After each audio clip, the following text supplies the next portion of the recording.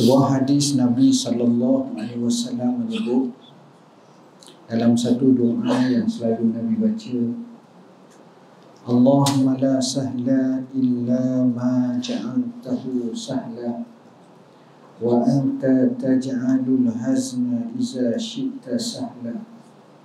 Ya Allah, ya Tuhanku, tiadalah mudah kecuali apa yang kamu mudahkannya, dan kamu boleh menjadikan hazna, kesukaran dan kesusahan itu jika kamu mahu untuk menjadikan yang mudah.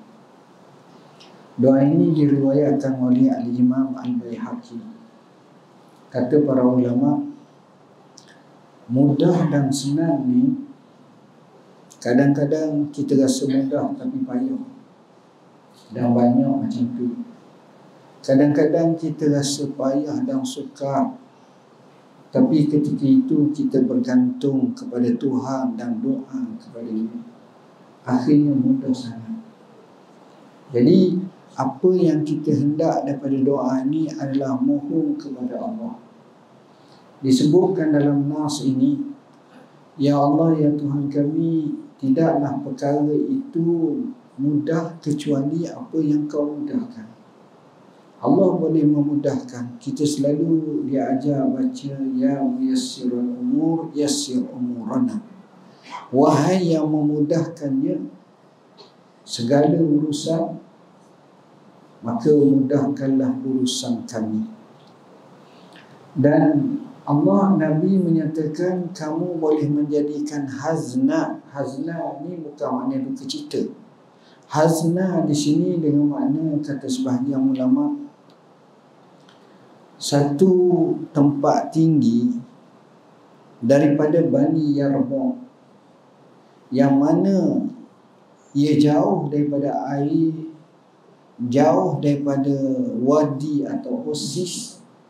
Kalau orang berjalan nak mengentasi kawasan tinggi itu, nak selesai sampai mengambil masa 3 hari 3 malam.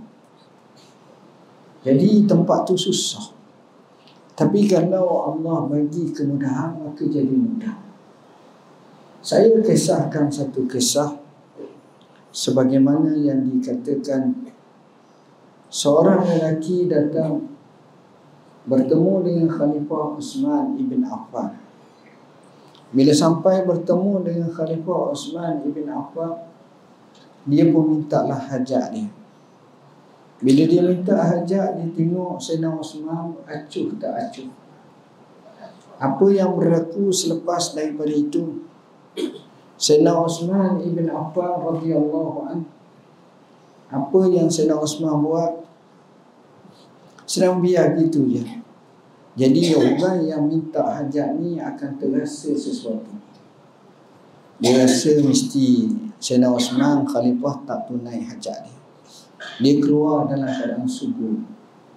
Apa yang berlaku selepas itu, datang seorang sahabat yang lain berkata, kamu nak tak hajat kamu ini diterima oleh Allah? Kamu nak tak hajat kamu ini diperkenankan oleh Allah supaya kamu dapat hajat kamu? Dia kata nak sangat. Kerana dia sudah putus talian hayat kepada Sayyidina Uthman.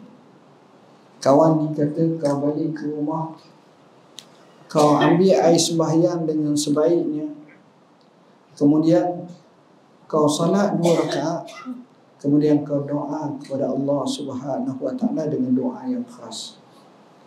Kemudian kamu datang semula kepada Sayyidina Uthman dan minta sekali lagi hajat kamu. Nescaya hajat kamu itu akan ditunaikan.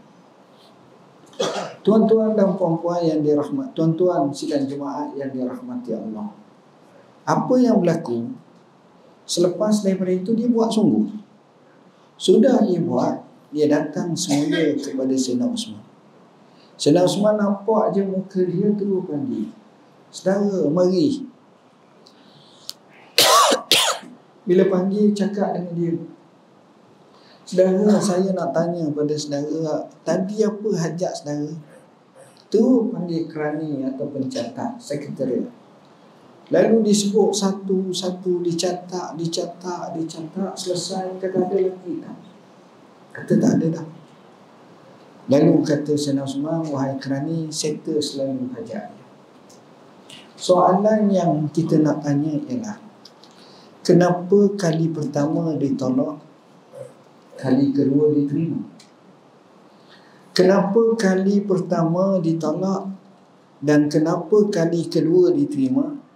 Sedangkan orang yang minta orang yang sama, hajat yang diminta hajat yang sama, kepada yang diminta Sayyidina Osman yang sama.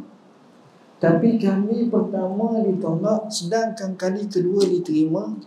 Bahkan ditanya lagi, apa lagi hajat-hajat yang kamu nak ini? Tuan-tuan tahu apa yang berlaku? Bila sebut macam ini, maka kita faham. Kali pertama hajat ditolak jadi susah sebab dia bergantung kepada Sayyidina Osman. Dia minta dengan zat Sayyidina Osman. Sedangkan kali kedua dia bergantung dan minta kepada Tuhan dan Tuan Sayyidina Osman, yakni Allah. Jadi Allah melembutkan hati Sayyidina Osman sehingga akhirnya Sayyidina Osman merasa nak tunaikan hajatnya. Jadi kita tengok perkara itu nampak susah pada awalnya, tapi akhirnya jadi mudah. Cerita seperti ini teramat banyak. Sama ada cerita zaman dulu sampailah kepada zaman mutakhir ini. Bila hajat itu ditunaikan, bila hajat itu dapat dilaksanakan, maka kebaikan yang besar. Tapi bila hajat itu tak dapat ditunaikan, maka sukar. Sebab itu kita diajar doa ni jangan lupa. Allahumma la sahla illa ma ja'altahu sahla wa anta taj'alul hazna iza syi'ta sahla. Tak banyak doa ni.